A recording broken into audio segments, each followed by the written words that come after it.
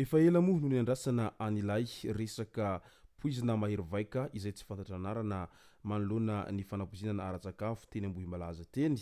ka nivoaka ihany moa izany anaran'ny poizina izany tamin'ny iny herinandro iny taorian'ny fanambarana izay nataon'ny filoham-pirenena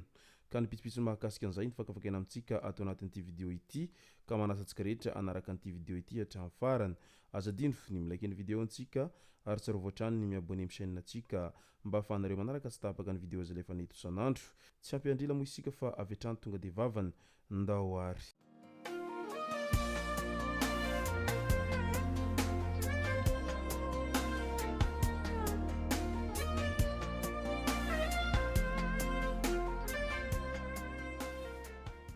ny tonga tsy miaraba honina mantesitra ka dia faly miaraba isika rehetra mpanaraka tsy tapaka an'ity chaîne ity ny tenako amin'ity androandroany ity arakan'izay efa natsipiko zay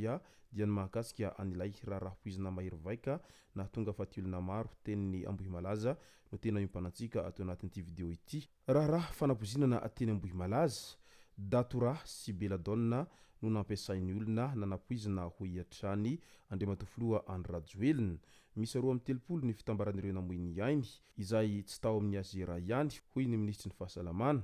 ny kozinina any Tompompety izay voatazona any Amponja no nanao ny fanapoizinana ary efa niaiky izany izy valifaty sy no antony nanaovany izany vonina hizaka izay vokan'izay moa izy hoy ny fanazavana hatrany sazy asanterovozona mandra-pahafaty no miandry ireo tompon'andraikitra amin'ity raharaha ity hatao ampahabe maso ny fitompitsarana azy ireo ho hiatrany ny tonia-mpanao lalàna nilaza alohany koa ity farany fa tsy nisy viza azon'ny finohasina hivoahany ivelan'ny Madagasikara izany na dia manao pasiporo aza izy mbola any amin'ny hôpitaly izy mandeha tsikelikely ny fanadihadiana atao aminy voalazan'ny ministry ny fahasalamam-bahoaka fa botilisy manao ny tranga tany amin'ny faritra hafa izay isan'ny nahafaty olona ihany koa ireo no teboka nisongadina tamin'ny tatitry ny ministra taony haino amanjerim-pirenena raha mikasika an'ity fanapoizinana ara-tsakafo izay niseho teny Ambohimalaza ity manoloana an'izany hatrany aleo ajanona raha mbola misy manao izany any an-tsekoly fikosehana gorodona amin'ny datora aleo hajanona raha mbola misy manao an'izany any an-tsekoly ho hiatran'ny ministry ny fanabeazam-pirenena Sahondra Malala Marie Michel iza no efa nikosoka sy nanadio gorodona tamin'ny datora tany an-tsekoly tamin'ny mbola kely raha mbola misy izany ankehitriny dia aleo ajanona ho izy hatrany io zava-maniry io niaraka tamin'ny beladonna moa no nambaran'Andriamatoa Andry Rajoelina fa nampiasaina nanapoizinana ka nahafaty ireo olona misy 23 teny Ambohimalaza tamin'ny aniversairan'ny finohasina manoloana an'izay dia nilaza ny heviny ihany koa Andriamatoa Roland Ratsiraka izay sombavim-bahoaka voafidy tany Toamasina voalohany tany mitaky ny pirofo an-taratasy manapirofo ireo lazaina fa fanapoizinana nambaran'Andriamatoa filoha ireo ny sombavim-bahoaka Roland Ratsiraka maro ny lainga efa natao ka tsy mantoky intsony ny vahoaka raha ny fanazavana hatrany tokony hisy fepetra ihany koa eo anatrehan'ny botilisma nambara tao anatin'izay fanambarana izay hatrany nampalahelo ny fianakavian'ny Ramboina tamin'ilay raharaha teny Ambohimalaza araky ny ampahan'ny ranty izay nataon'ny Ramatoa Loholona hatrany vao nilatsaka ny publication nataon'ny Ramatoa Loholona dia namaly avy hatrany ny reninombana sy onja mahita koa hoe tena hizahana alana amin'ity raharaha ity finohasina tsy mahalala afa-tsy finohasina aho satria izy no nanasa ny zanako ary tsy hitady andrakoto na irabe aho raha mandinika ny filazana aho dia tsy misy heliko finohasina mihitsy tamin'ilay fanambarana natao ny mpahandro sakafo sy ny kozinina sy ny kozinina no tena voaresaka ka tsy haintsony ho iren'ny onja sy nombana izay ireny mpianakaviana namoin'ny zanaka voaeritrerony teny Ambohimalaza nilaza ny heviny ihany koa ireo mpisolo vava manoloana iny fanambarana iny nitondra ny heviny i maître Rafidson Eric izay mpisolo vava nireny mpitory any finohasina sy ny reniny izay tompony fety nitarika fahafatesan'olona 23 tamin'ny raharaha Ambohimalaza toy izao ny fanazavana izay nentin'ny ity mpisolo vava ity nandritra ny valandresaka izay nataony tamin'ny mpanao gazety ho anay izany amin'ny mahaniaram-boina anay dia mahafaly anay fa mandeha ilay famitorana saingy izao azadino fa ilay olona tena nitorinay ao anatin'ny ity raharaha ity dia mbola tsy niakatra ny fitsarana akory ny filoham-pirenena anefa efa namoaka hoe izao ny zavatra tena marina ny fiantraikan'izany dia tsy hisy mpitsara hahasahintsony handeha hitarika ny fampitorana mihoatra ny zavatra efa nambaran'ny filoham-pirenena iny. Izany hoe na io ankolaka na io mivantana dia azo lazaina fa voary ny fanambaran'ny filoham-pirenena iny ny tompon'ny fety izay tena nitorianay ao anatin'izao raharaha izao. Alaivo sary-antsaina hoe sahala amin'ny ahoana ny fahadisom-panantenana ny ilay mpitory.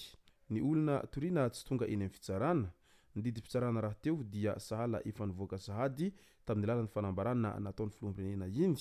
Marina hoe misy ny fisaraham-pahefana legislatif sy exécutif ary judiciaire. Raha ny tokony ho izy ny filoham-pirenena dia tsy tokony hisabaka amin'ny raharaha-mpitsarana sahala amin'ireny. Dikan'ireny amiko dia tsy malalaka ny fitsarana ho iatrany maître Eric Rafidson izay mpisolo vava n'ireo fianakaviany ny Iarambojina. Nanamafy hatrany moa ny filoham-pirenena manoloana an'iny fanapozinana izay nitranga teny Ambohimalaza teny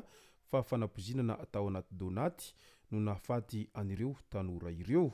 Botilisme no nisy tao ambositra ho iatrany ny ministry ny fahasalamana Zely Andriamanantany noho ny fihinanana charcuterie no nahatonga ny loza. Ny vidy mortadelle tany Toamasina ilay olona ary ino no entina tany ambositra. Nampiasaina tamin'ny sakafo nandritra ny lanonana ilay izy ka niteraka poizina nahafaty olona. Ny tany mahajanga kosa dia tsy botilisme ho iatrany ity ministra ity. Tsy hivina fa olona ampolony koa no namoiny ihany tany ambositra tany ary fety communion voalohany no natrehan'ireo ny Iarambojina ireo. Araky ny voalazan'ny generaly André Atrany